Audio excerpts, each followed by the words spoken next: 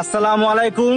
আজকে চলে আসলাম গাজীপুরের বিখ্যাত ভাওয়াল পরগনা খ্যাত ভাওয়াল রাজবাড়িতে। তো চলুন আজকে ঘুরে দেখা যাক। ভাওয়াল রাজবাড়িটি বর্তমানে গাজীপুর জেলার জয়দেবপুরে প্রায় 5 একর জায়গার উপর অবস্থিত। 1978 সালের পর থেকে এটি গাজীপুরের জেলা প্রশাসক এর কার্যালয় হিসেবে ব্যবহৃত হচ্ছে। ভাওয়াল এস্টেট বা ভাওয়াল রাজবাড়ির আওতা বা ব্যাপ্তি ছিল প্রায় 579 বর্গমাইল বা 1500 বর্গ কিলোমিটার এলাকা জুড়ে, যেখানে প্রায় 5 লাখ প্রজা বসবাস করতেন। সপ্তদশ শতাব্দীর শেষ ভাগে দৌলত গাজী ভাওয়ালের গাজী এস্টেটের জমিদার ছিলেন। বলরাম ছিলেন দৌলত গাজীর দেওয়ান। রাজস্ব আদায় নীতি পরিবর্তনের ফলে 1704 সালে বলরামের পুত্র শ্রীকৃষ্ণ মুর্শিদ কুলি খানের দ্বারা ভাওয়ালের জমিদার হিসেবে স্থাপিত হন। তারপর থেকে অধিগ্রহণের মাধ্যমে জমিদারি ব্যাপকভাবে প্রসারিত হয়। 4,46,000 টাকায় নীল উৎপাদনকারী জে ওয়াইজের কেনার পর পরিবারটি সমগ্র ভাওয়াল পরগনার মালিক হয়।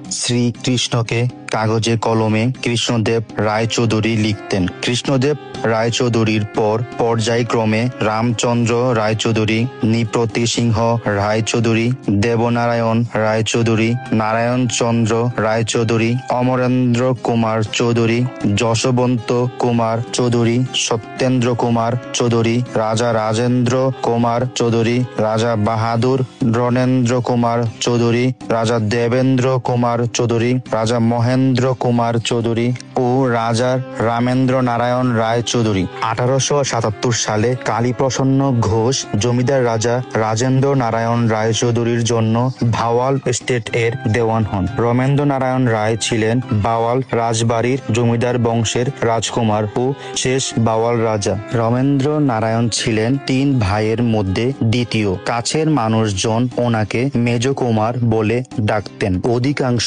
সময় তিনি শিকারে এবং আনন্দ ফুর্তি করে এবং নারী সঙ্গে কাটাতেন। ওনার বেশ কয়েকজন রক্ষিতা ছিল বলেও জানা যায়।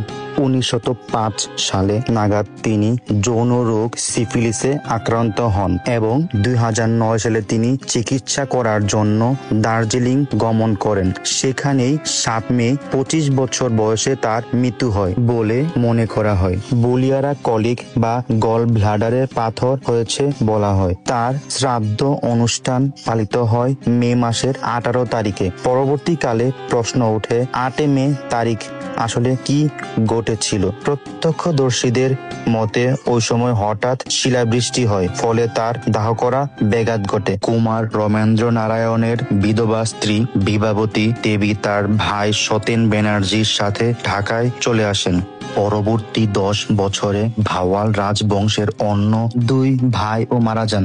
রাজা ও রাজার ভাই মারা যাওয়ার পর তদানীন্তন ঔপনিবেশিক শাসন ব্রিটিশদের কোর্ট অফ ওয়ার্ডস কুমারদের বিধবা স্ত্রীদের পক্ষে এই জমিদারির মালিকানা গ্রহণ করেন। শিলাবৃষ্টি শেষ হওয়ার পর কুমার এর মৃতদেহ আর পাওয়া যায়নি। এটি গায়েব হয়ে যাওয়ার গুজব আস্তে আস্তে ছড়িয়ে পড়ে।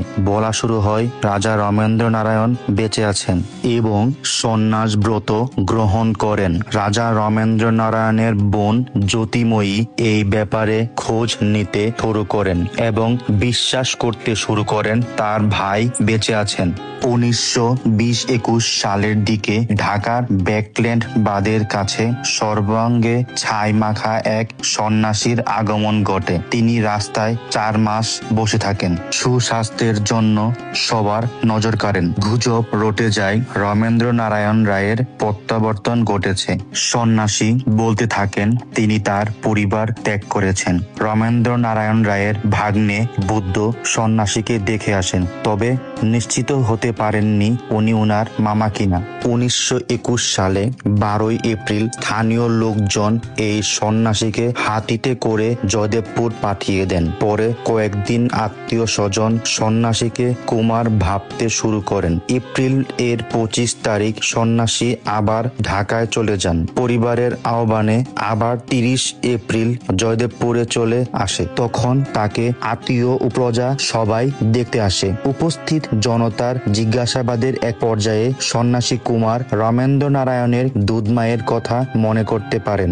এই তথ্য পরিবারের বাইরে কেউ জানতো না। তাকে সবাই কুমার রমেন্দ্রনারায়ণ বলে বিশ্বাস করেন। সন্ন্যাসী অসুস্থ হওয়ার আগের কথা মনে করতে পারছে না। সাধু সন্ন্যাসী তাকে বৃষ্টি ভেজা অবস্থায় খুঁজে পেয়ে চিকিৎসা করে সুস্থ করে তোলেন। 10 বছর এর মতো ভারতের বিভিন্ন জায়গায় ঘুরে নাগা সন্ন্যাসী গুরুর আদেশ মেনে ভাওয়ালে ফিরে আসেন। 1930 সালে 24 এপ্রিল ভাওয়াল সন্ন্যাসীর আইনজীবীরা বিবাবতী দেবী ও অন্যান্য মালিকদের বিরুদ্ধে ভাওয়াল রাজবাড়ির সম্পত্তির অধিকার চেয়ে মামলা করেন। জেলা জজ অ্যালান হ্যান্ডারসন বিচারপতি পান্নালাল বসুকে এই মামলার বিচারক নিয়োগ করেন। বিবাদী পক্ষের উকিলের নাম ছিলেন অমিয় নাথ চৌধুরী। বিচার শুরু হয় 1933 সালের 30 তারিখে।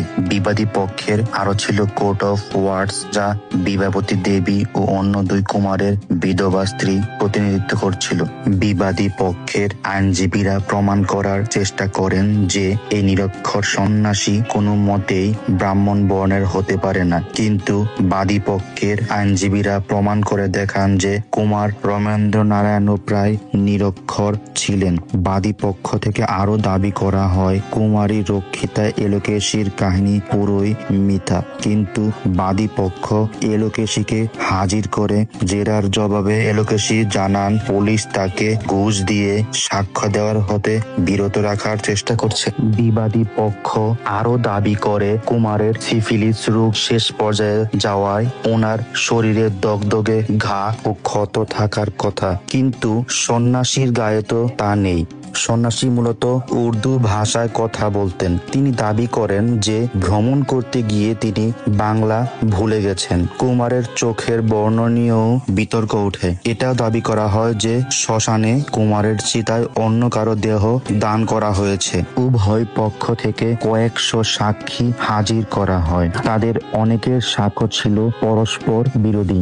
বিবাদী পক্ষ কুমারের বোন জ্যোতিময়ী দেবীকে জেরা করে। তিনি সন্ন্যাসীর পক্ষে ছিলেন এবং দাবি করেন সন্ন্যাসী তার ভাই। তিনি আরো দাবি করেন সন্ন্যাসীর চেহারায় তাদের বংশের ছাপ রয়েছে এবং সন্ন্যাসী বাংলা বলতে পারেন। বাদী পক্ষ কুমারের স্ত্রী বিবাবতী দেবীকে জিজ্ঞাসাবাদ করেন। বিবাবতী দেবী কুমার এর চেহারার সাথে সন্ন্যাসীর কোনো মিল নেই বলে দাবি করেন। কুমারের অন্য ভাই এর বিধবা স্ত্রী অন্নদা কুমারী দাবি করেন কুমার রমেন্দ্রনারায়ণ ইংরেজি বলতে পারতেন। আসলে এর কোনোটি সন্ন্যাসী পারতেন না। পরবর্তীতে কুমারের ভাষাগান প্রমাণ করার সময় চিঠি জাল বলে প্রমাণিত হয়।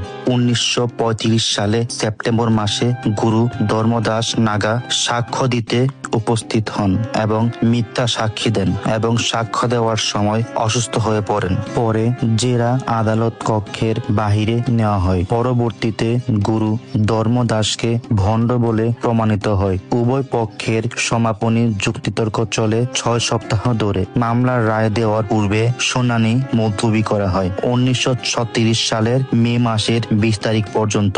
বিচারক পান্নালাল বসু 3 মাস ধরে মামলার চূড়ান্ত রায় নিয়ে কাজ করেন। 1936 সালের 24 আগস্ট তিনি ব্যাখ্যা সহ রায় প্রদান করেন। মামলার রায়ের পরেই পান্নালাল বসু বিচারক পদ থেকে অবসর নেন। দ্বিতীয় মামলা। ভাওয়াল রাজবাড়ির রমেন্দ্রনারায়ণের সম্পত্তির ভাগ থেকে সন্ন্যাসীকে টাকা দেওয়ার অনুমতি প্রদান করা হয়। তিনি অন্যান্য বিষয়ের নিষ্পত্তি না হওয়ায় অর্থ গ্রহণ স্থগিত রাখেন এবং সম্পত্তি কর্তৃক কোর্ট অফ ওয়ার্ডসের হাতেই রাখেন। একই সময়ে তিনি বিয়ে করেন। রাজস্ব বোর্ড মামলা কার্যক্রম বন্ধ রাখেন। তখনকার মতো বিবাদী পক্ষের উকিল মামলা থেকে সরে দাঁড়ান, তবে বিবাবতী দেবী হাল ছাড়তে রাজি হননি। দ্বিতীয় বিশ্বযুদ্ধের জন্য মামলার আপিল 1943 সাল পর্যন্ত বন্ধ থাকেন।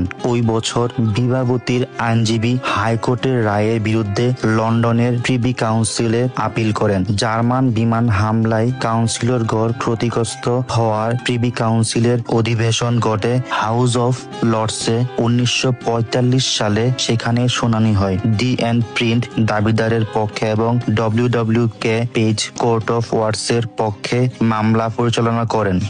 প্রিভি কাউন্সিল আপিল শুনতে রাজি হয়। লর্ড থার্কেনটন, হাবার্ট ডুপাস্ক এবং স্যার চেতুর মাধবন লর্ড আপিলের বিচার করেন। 28 দিন ধরে শুনানি চলে। 1946 সালের জুলাই 30 তারিখে বিচারকরা দাবিদারের পক্ষে রায় দেন এবং আপিল নাকচ করে দেয়। পরের দিন কলকাতায় জানানো হয়। টেলিগ্রাফ মারফত রায়। ফরেন্সিক বিজ্ঞানের রিপোর্টে সন্ন্যাসী ও রাজা রামেন্দ্রনারায়ণের মধ্যে প্রায় 20 ধরনের মিল পাওয়া যায়। বর্ণ, চোখের রং, চুলের ধরন, গোঁফ, ঠোঁট, কান, কানের লতি, কণ্ঠমণি, তাঁত, তর্জনী, চোখের নিচের আঁচিলের দাগ, জুতার আকার ও বাঘের থাবার দাগ। আজকে রাজমাতা রানী বিলাসমণি এবং রানী বিভাবতী সম্পর্কে কোনো তথ্য প্রদান করলাম না, বিভিন্ন মতবাদ থাকার কারণে। তো সবাই ভালো থাকবেন। আসসালামু আলাইকুম ওয়া রাহমাতুল্লাহ।